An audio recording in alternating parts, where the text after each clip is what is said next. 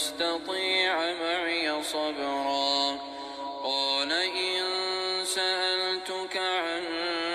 شيء بعدها فلا تصاحبني، قد بلغت من لدني عذرا. فانطلقا حتى إذا أتيا أهل قرية استطعما أهلها فأبوا أن يضيفوهما فوجدا فيها جدارا يريد أن ينقض فأقامه. قال لو شئت لاتخذت عليه أجرا. قال هذا فراق بيني وبينك، سأنبئك بتأويل ما لم تستطع عليه صبرا. أما السفينة فكانت لمساكين يعملون في البحر، فأردت أن أعيبها وكان وراءهم ملك يأخذ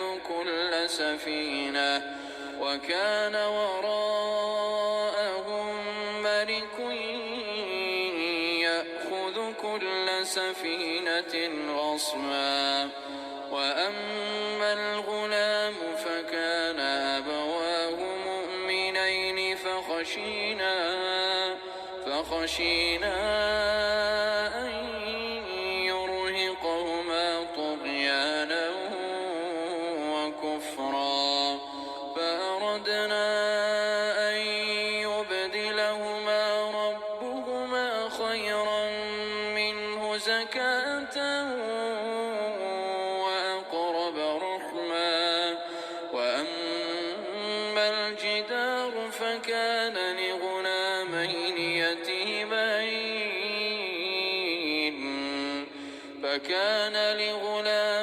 يتيمين في المدينة وكان تحته كنز لهما وكان أبوهما صالحا، فأراد ربك أن يبلغا أشدهما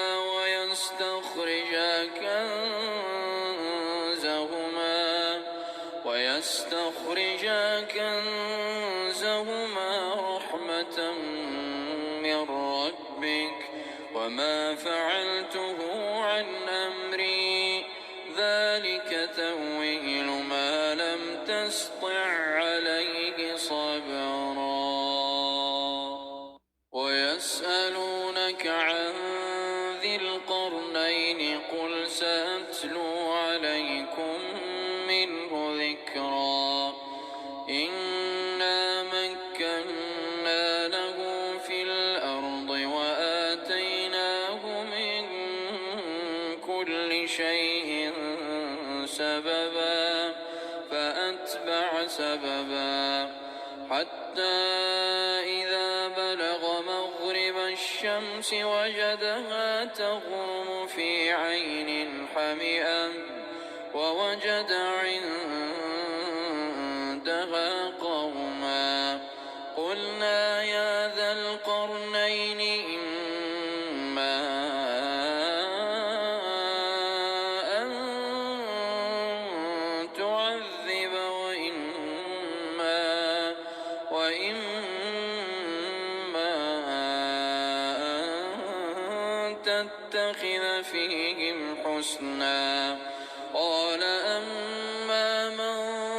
ظلم فسوف نعذبه ثم يرد إلى ربه فيعذبه عذابا نكرا. وأما من آمن وعمل صالحا فله جزاء الحسنى وسنقول له من أمرنا يسرا. ثم أتبع سببا حتى إذا بلغ مطلع الشمس وجدها تطلع على قوم لم نجعل لهم من دونها سترا كذلك وقد أحطنا بما لديه خبرا ثم أتبع سببا حتى إذا بلغ بين السدين وجد من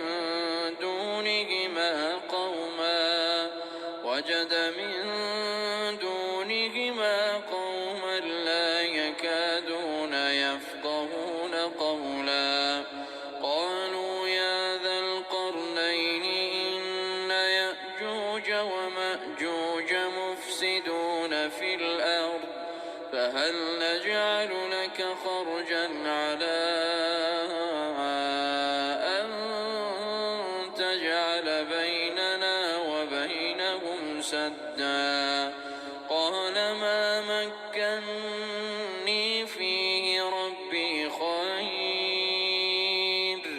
فأعينوني بقوة نجعل بينكم وبينهم ردما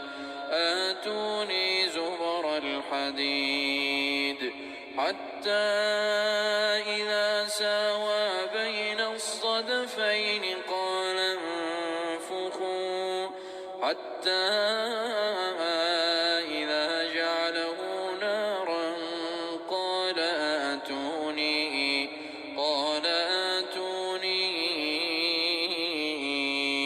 أفرغ عليه قطرا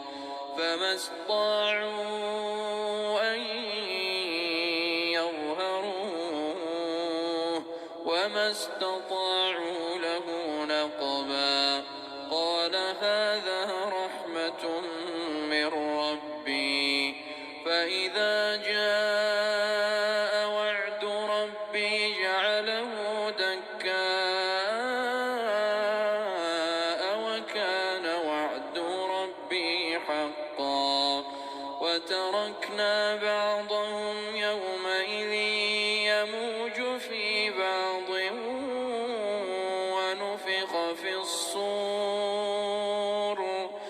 ونفخ في الصور فجمعناهم جمعا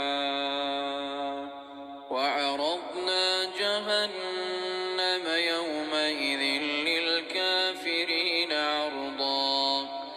الذين كانت أعينهم في غطاء عن ذكري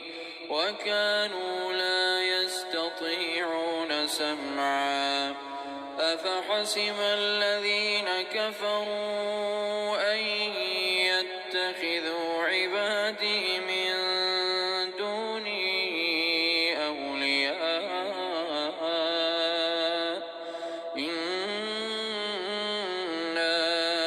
أعتدنا جهنم للكافرين نزلا قل هل ننبئكم بالأخسرين أعمالا الذين ضل سعيهم في الحياة الدنيا وهم يحسبون أنهم يحسنون صنعا أولئك الذين كفروا بآيات ربهم ولقائه فحبطت أعمالهم فلا نقيم لهم يوم القيامة وزنا ذلك جزاؤهم جهنم بما كفروا واتخذوا آياتي ورسلي هزوا إن الذين آمنوا وعملوا الصالحات كانت لهم جنات الفردوس نزلا خالدين فيها لا يبغون عنها حولا قل لو كان البحر كلمات ربي لنفد البحر قبل أن تنفد كلمات ربي ولو جئنا بمثله مددا قل إنما أنا بشر مثلكم يوحى إلي أنما إلهكم إله واحد فمن كان يرجو لقاء ربه فليعمل عملا صالحا ولا يشرك بعبادة ربه أحدا.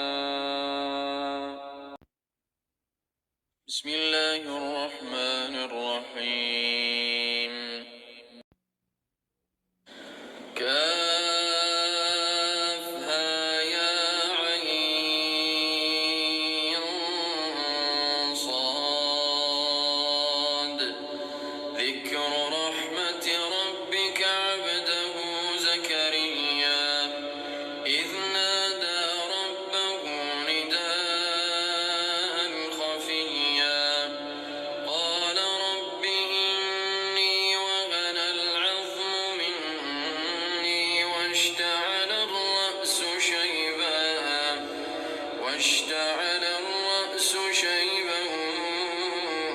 ولم أكن بدعائك رب شقيا وإني خفت الموالي من ورائي وكانت امرأتي عاقرا فهب لي من لدنك وليا يرثني ويرث من آل يعقوب واجعله رب رضيا يا زكريا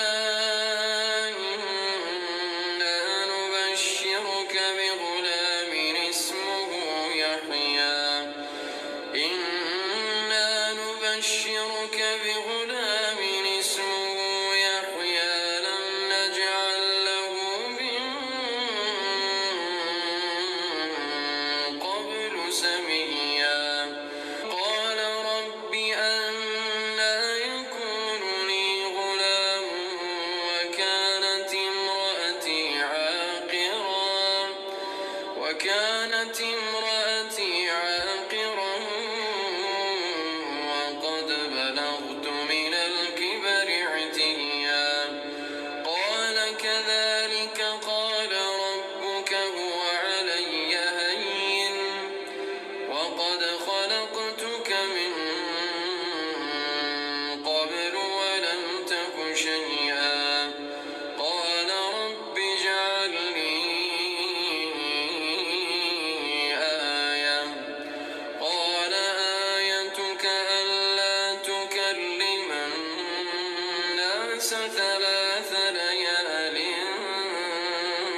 سويا فخرج على قومه من المحراب فأوحى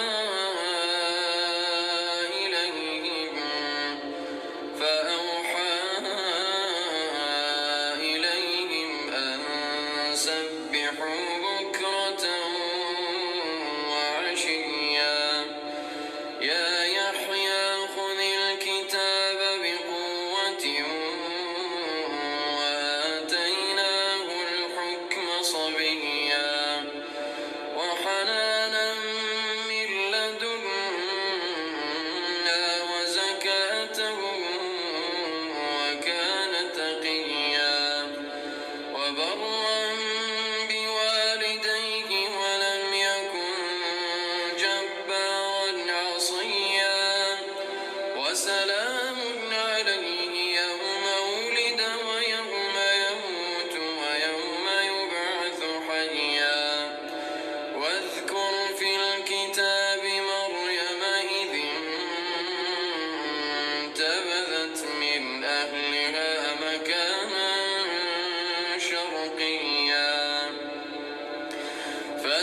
اتخذت من دونهم حجابا فأرسلنا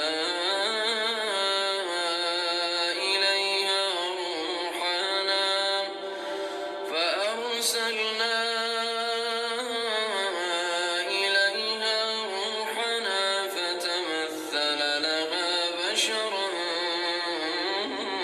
سويا قالت إني أعوذ بالرحمن منك إن كنت تقيا قال إنما أنا رسول ربك لأهب لك غلاما زكيا قالت أنى يكون لي غلام ولم يمسسني بشر ولم أك بغيا قال كذلك قال ربك هو علي هين ولنجعله آية للناس ورحمة منا وكان أمرا مقضيا فحملته فانتبذت به مكانا قصيا فأجاءها المخاض إلى جذع النخلة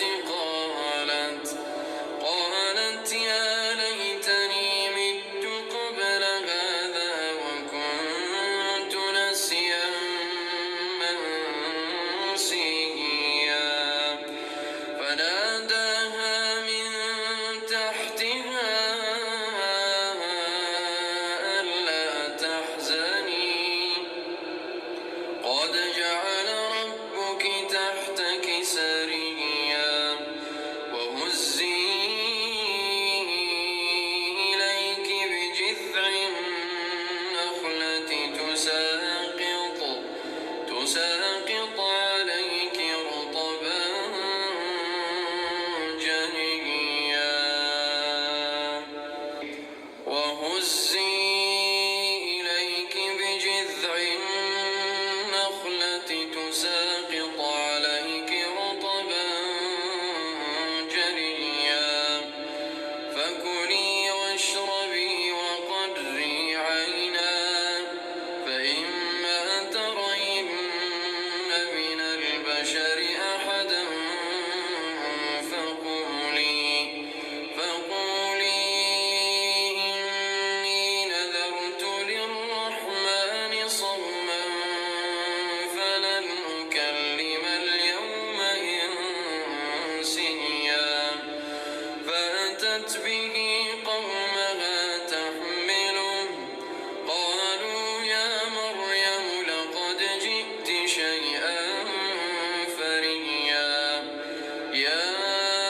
أخت هارون ما كان أبوك امرأ سوء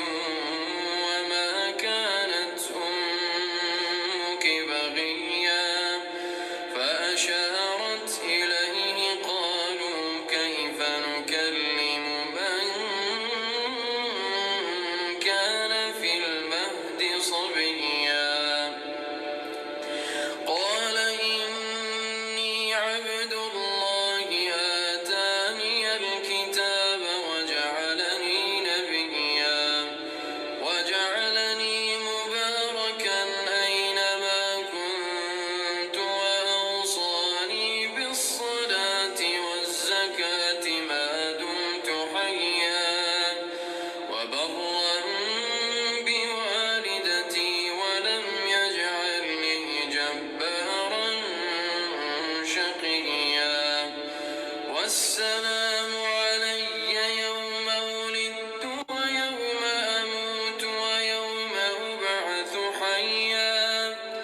ذلك عيسى ابن مريم قول الحق الذي فيه يمترون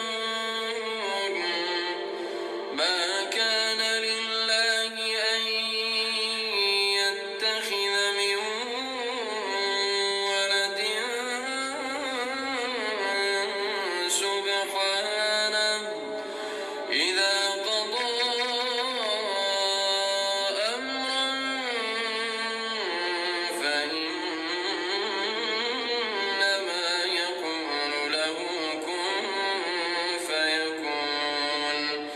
وإن الله ربي وربكم فاعبدوه هذا صراط مستقيم فاختلف الأحزاب من بينهم فويل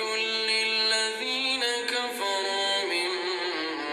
مشهد يوم عظيم أسمع بهم وأبصر يوم يأتوننا لكن الظالمون اليوم في ضلال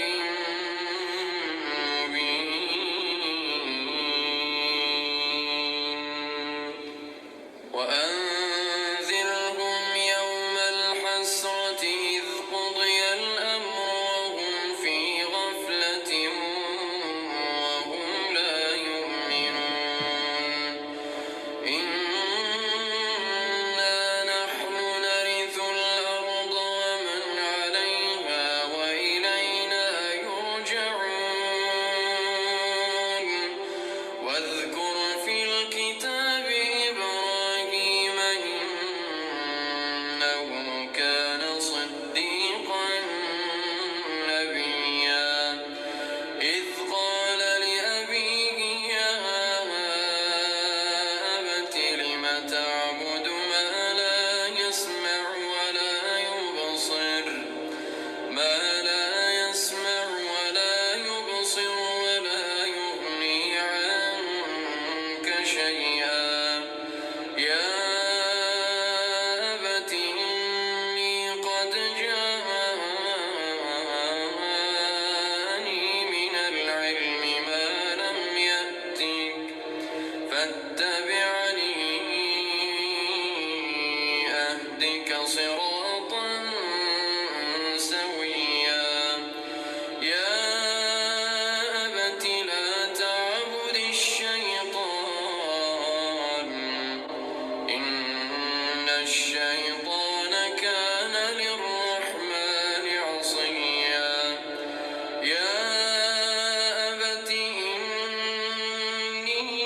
إني أخاف أن يمسك عذاب من الرحمن فتكون للشيطان وليا قال أراغب أنت عن آلهتي يا إبراهيم قال أراغب أنت عن آلهتي يا إبراهيم لئن لم تنته لأرجمنك واهجرني مليا قال سلام عليك سأستغفر لك ربي إنه كان بي حفيا وأعتزلكم وما تدعون من دون الله وأدعو ربي عسى ألا أكون بدعاء ربي شقيا فلما اعتزلهم وما يعبدون من دون الله وهبنا له إسحاق ويعقوب وكلا جعلنا نبيا ووهبنا لهم من رحمتنا وجعلنا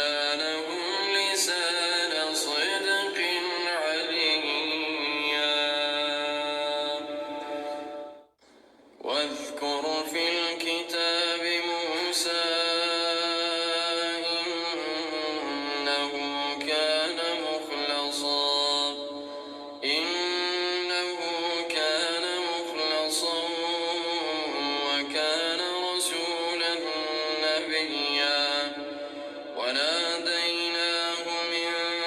جانب الطور الأيمن وقربناه نجيا ووهبنا له من رحمتنا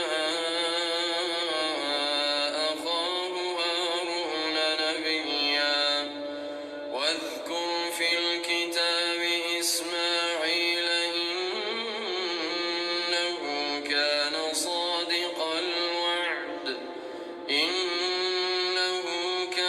صادق الوعد وكان رسولا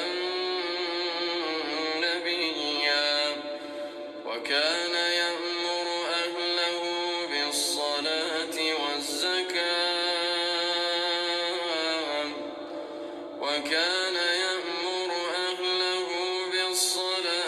والزكاة وكان عند ربه مرضيا واذكر في الكتاب إدريس إنه كان صديقا نبيا واذكر في الكتاب إدريس إنه كان صديقا نبيا ورفعناه مكانا عليا أولئك الذين أنعم الله عليهم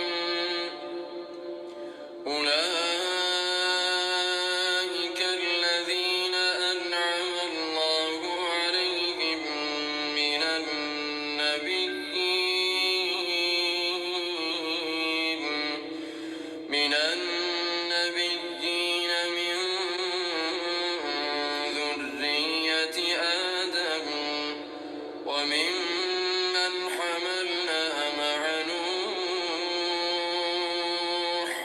ومن ذرية إبراهيم وإسرائيل وممن هدينا واجتبينا إذا تتلى عليهم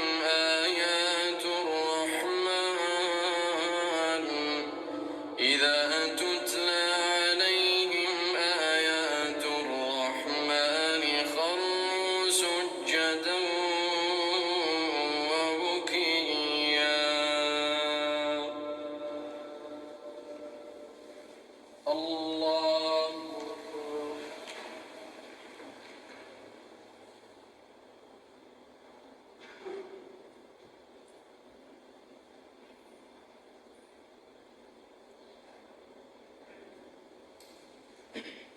الله أكبر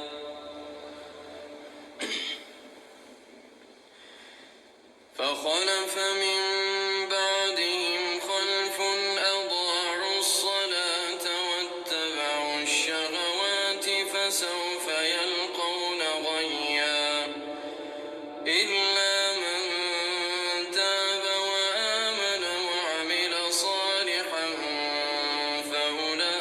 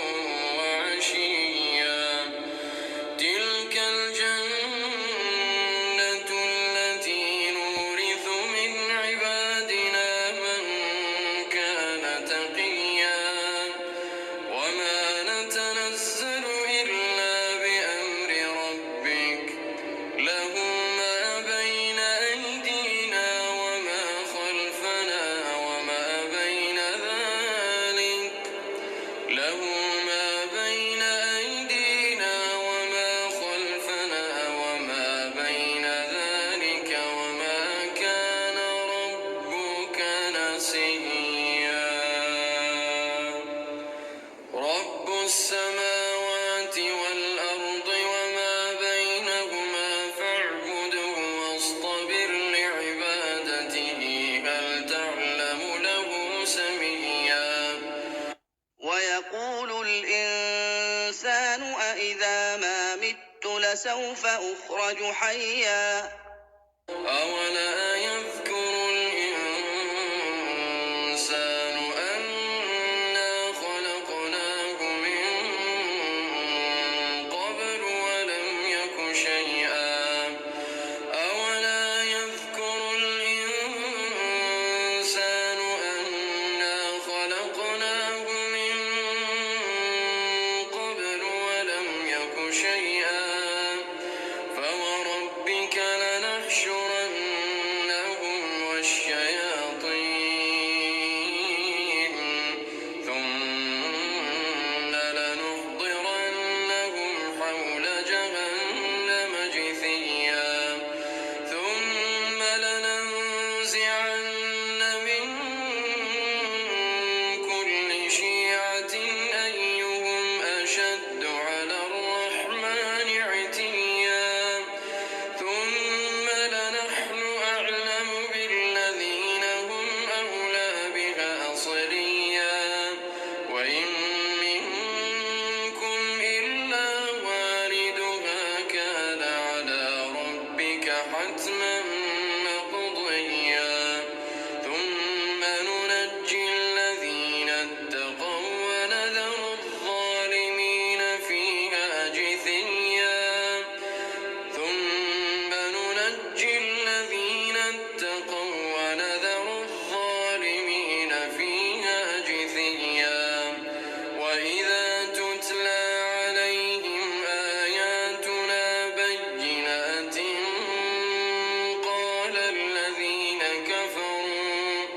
قال الذين كفروا للذين آمنوا أي الفريقين خير مقاما وأحسن نديا وكم أهلكنا قبلهم من قرن هم أحسن أثاثا ورئيا قل من كان في الضلالة فليمدد له الرحمن مدا حتى إذا رأوا ما يوعدون إما العذاب وإما الساعة فسيعلمون من هو شر مكانا وأضعف جندا ويزيد الله الذين اهتدوا هدى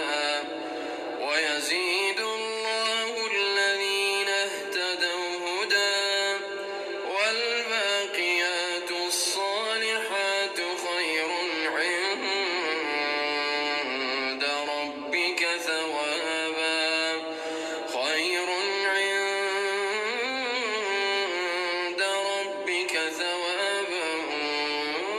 وخير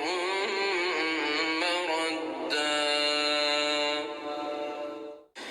أفرأيت الذي كفر بآياتنا وقال لأوتين مالا وولدا أطلع الغيب أم اتخذ عند الرحمن عهدا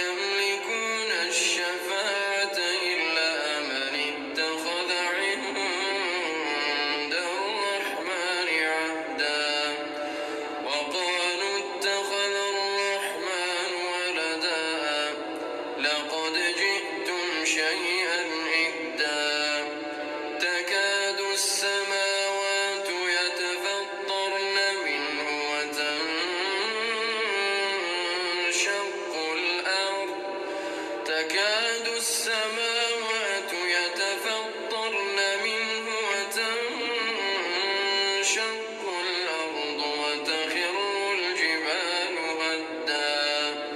أن دعوا للرحمن ولدا وما ينبغي للرحمن أن يتخذ ولدا وما ينبغي للرحمن أن يتخذ ولدا إن كل من في السماوات والأرض إلا آتي الرحمن عبدا إن كل من في السماوات والأرض إلا آتي الرحمن عبدا لقد أحصاهم وعدهم عدا وكلهم آتيه يوم القيامة فردا إن الذين آمنوا وعملوا الصالحات سيجعل لهم الرحمن ودا فإنما يسرناه بلسانك لتبشر به المتقين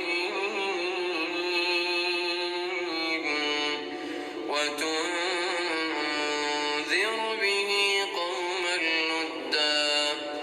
وكم أهلكنا قبلهم من قرن هل تحس منهم من أحد أو تسمع لهم ركزا بسم الله الرحمن الرحيم طه ما أنزلنا عليك القرآن لتشقى إلا تذكرة لمن يخشى تنزيلا ممن خلق الأرض والسماوات العلا الرحمن على العرش استوى له ما في السماوات وما في الأرض وما بينهما وما تحت الثرى وإن تجهر بالقول فإنه يعلم السر وأخفى الله لا إله إلا هو له الأسماء الحسنى وهل أتاك حديث موسى إذ رأى نارا فقال لأهلهم كثوا إني آنست نارا لعلي آتيكم منها بقبس أو أجد على النار هدى فلما أتاها نودي يا موسى إني أنا ربك فاخلع نعليك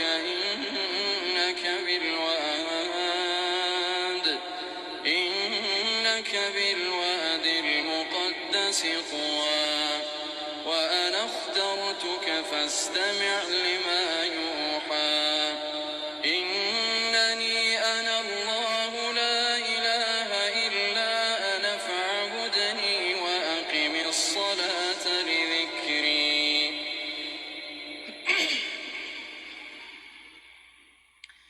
إن الساعة آتية أكاد أخفيها لتجزى كل نفس بما تسعى فلا يصدنك عنها من لا يؤمن بها واتبع هواه فتردى وما تلك بيمينك يا موسى قال هي عصاي أتوكأ عليها وأهش بها على غنمي ولي فيها مآرب أخرى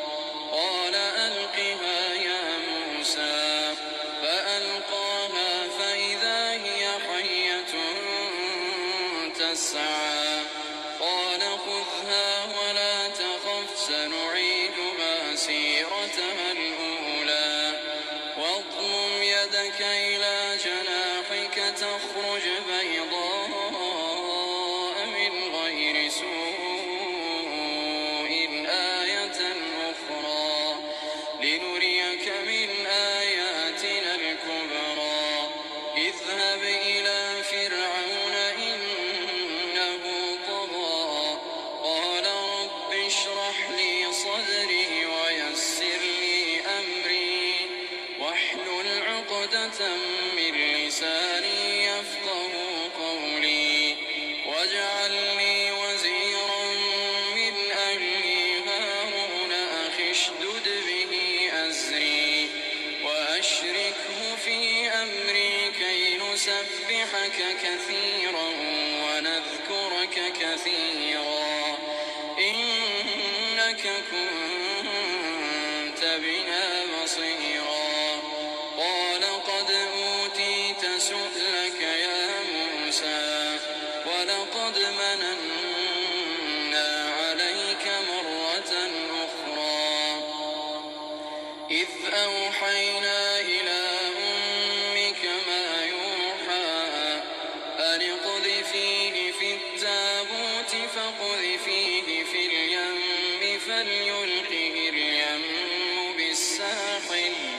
فليلقه اليم بالساحل يأخذه عدو لي وعدو له وألقيت عليك محبة مني ولتصنع على عيني إذ تمشي أختك فتقول هل أدلكم على من يكفله فرجعناك إلى أمك كي تقر عينها ولا تحزن وقتلت نفسا فنجيناك من الغم وفتناك فتونا فلبثت سنين في أهل مدين ثم جئت على قدري يا موسى واصطنعتك لنفسي اذهب أنت وأخوك بآياتي ولا تنيا في ذكري اذهبا إلى فرعون إنه طغى فقولا له قولا لينا لعله يتذكر أو يخشى قالا ربنا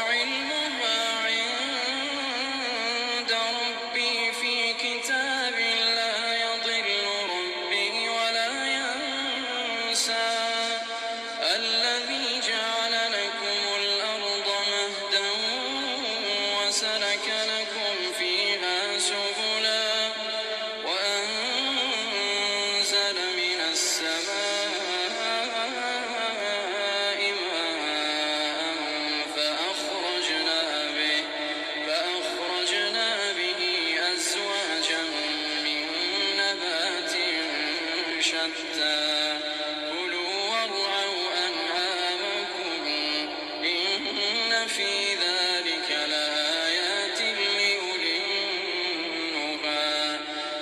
منها خلقناكم وفيها نعيدكم ومنها نخرجكم تارة أخرى ولقد أريناه آياتنا كلها فكذب وأبى قال أجئتنا لتخرجنا من أرضنا بسحرك يا موسى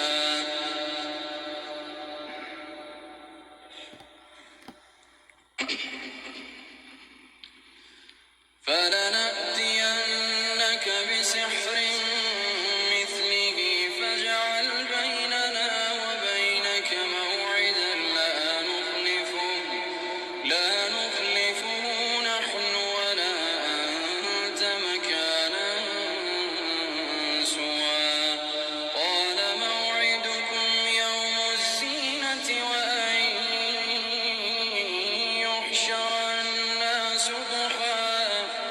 فتولى فرعون فجمع كيده ثم أتى قال لهم موسى ويلكم لا تفتروا على الله كذبا فيسحتكم بعذاب وقد خاب من افترى فتنازعوا أمرهم بينهم وأسروا النجوى قالوا إن هذان لساحران يريدان أن يخرجاكم من أرضكم بسحرهما ويذهبا بطريقتكم المثلى فأجمعوا كيدكم ثم أتوا صفا وقد أفلح اليوم من استعلى قالوا يا موسى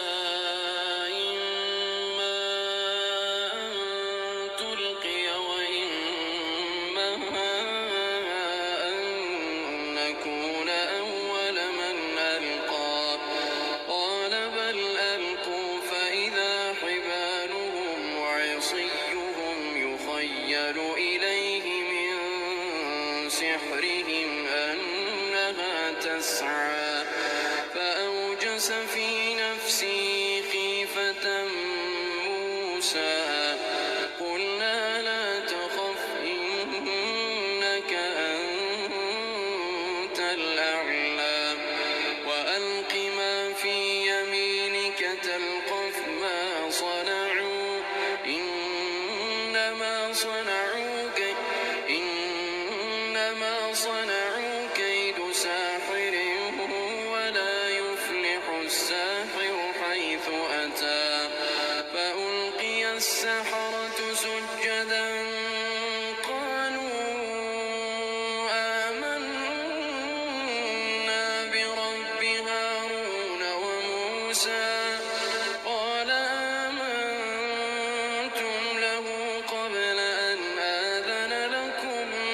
إنه لكبيركم الذي علمكم السحر فلأقطعن أيديكم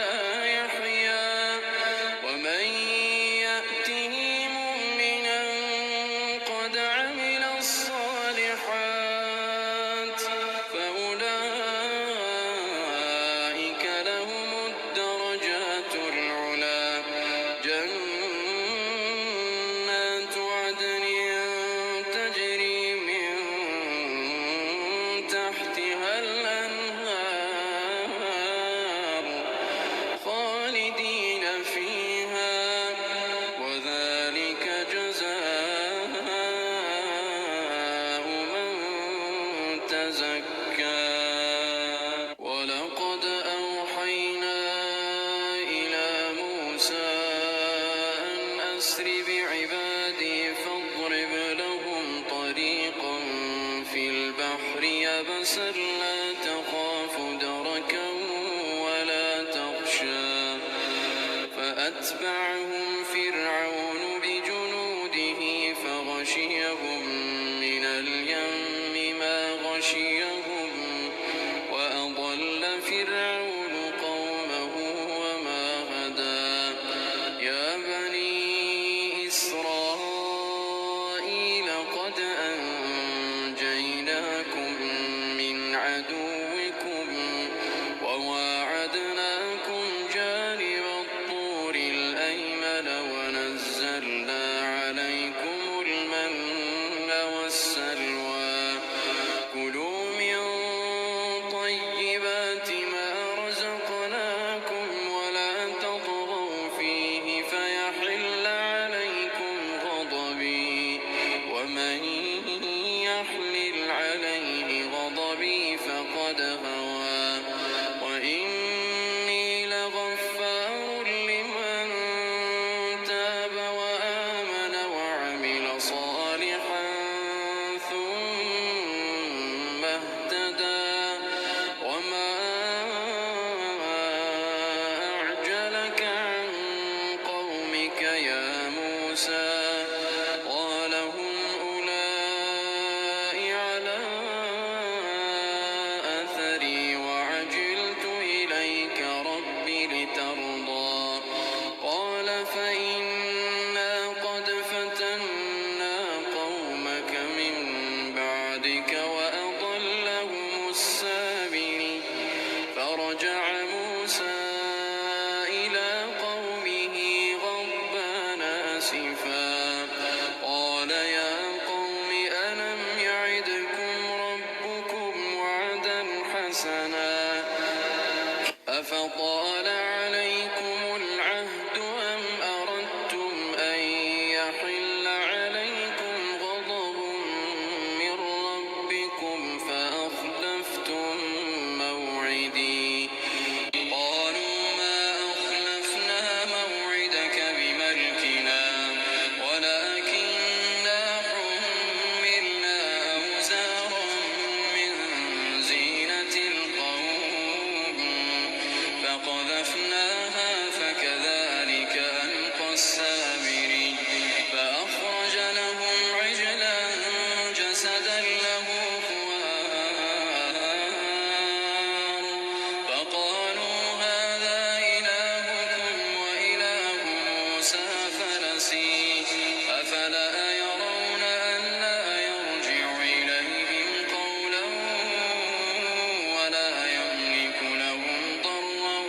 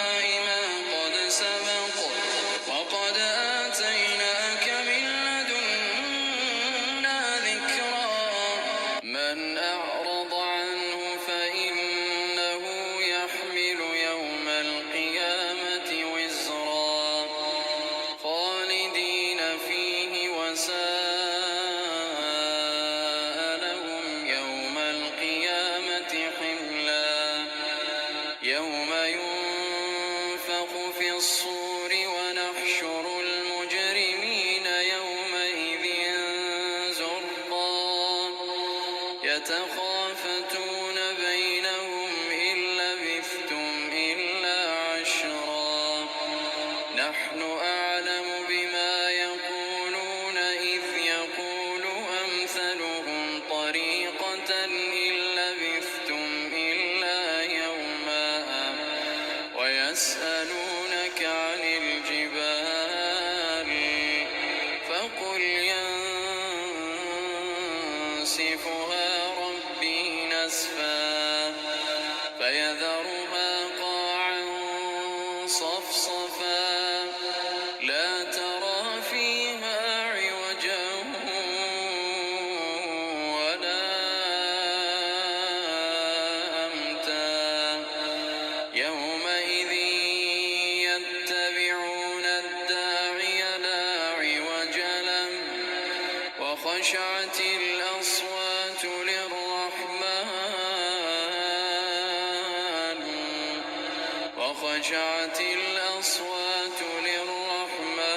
فلا تسمع إلا همسا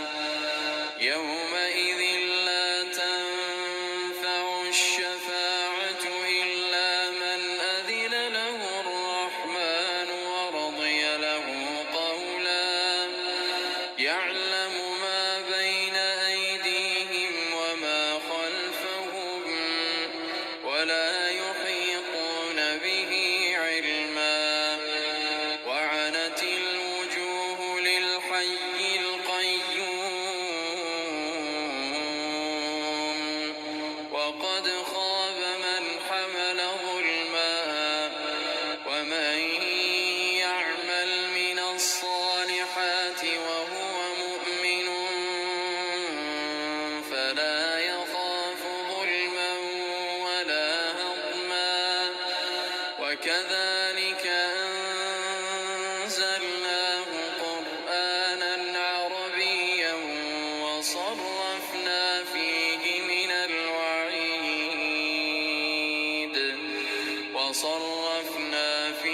من الوعيد لعلهم يتقون أو يحدث لهم ذكرا فتعالى الله الملك الحق ولا تعجل بالقرآن من قبل أن يقضى إليك وحيه وقل رب زدني علما ولقد عهدنا إلى آدم من قبل فنسي ولم نجد له عزما وإذ قلنا للملائكة اسجدوا لآدم فسجدوا إلا إبليس أبى فقلنا يا آدم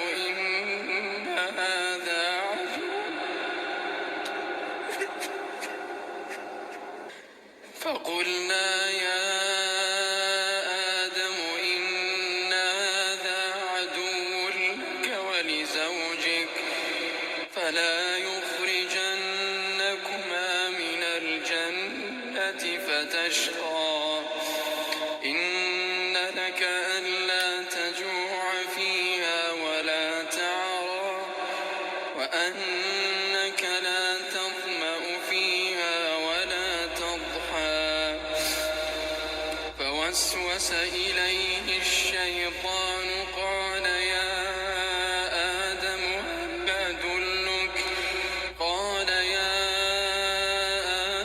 هل أدلك على شجرة الخلد وملك لا يبلى فأكلا منها فبدت لهما سوآتهما وطفقا يخصفان عليهما من ورق الجنة وعصى آدم ربه فغوى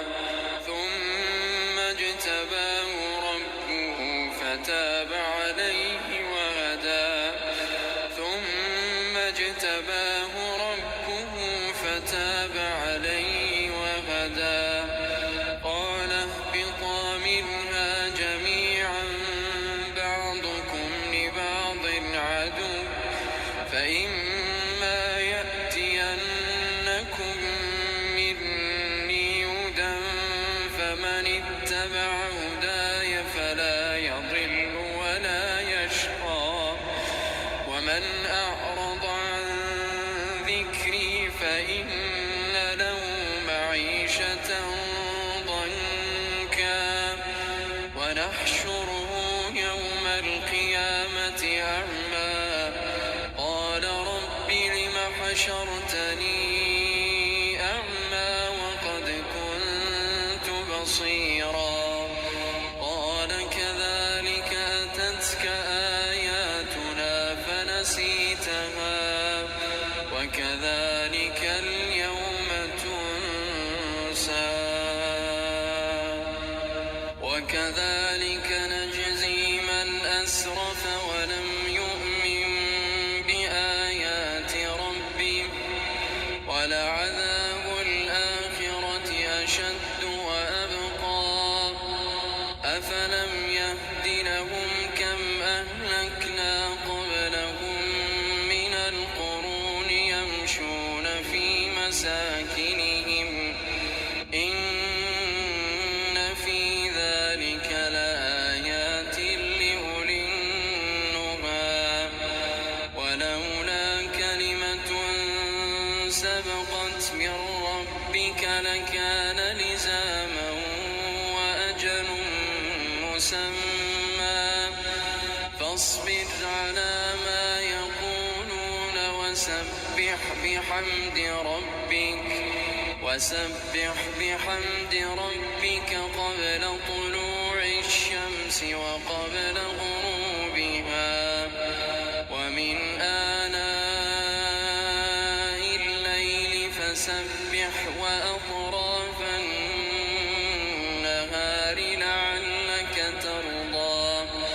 ولا تمدن عينيك إلى ما متعنا به أزواجا منهم زهرة الحياة الدنيا لنفتنهم فيه ورزق ربك خير وأبقى وأمر أهلك بالصلاة واصطبر عليها لا نسألك رزقا نحن نرزقك والعاقبة للتقوى وقالوا لولا يأتينا بآية من ربه أولم تأتهم بينة ما في الصحف الأولى ولو أنا أهلكناهم بعذاب من قبله لقالوا ربنا لولا أرسلت إلينا رسولا فنتبع آياتك من قبل أن نذل ونخزى قل كل متربص فتربصوا فستعلمون من أصحاب الصراط السوي ومن اهتدى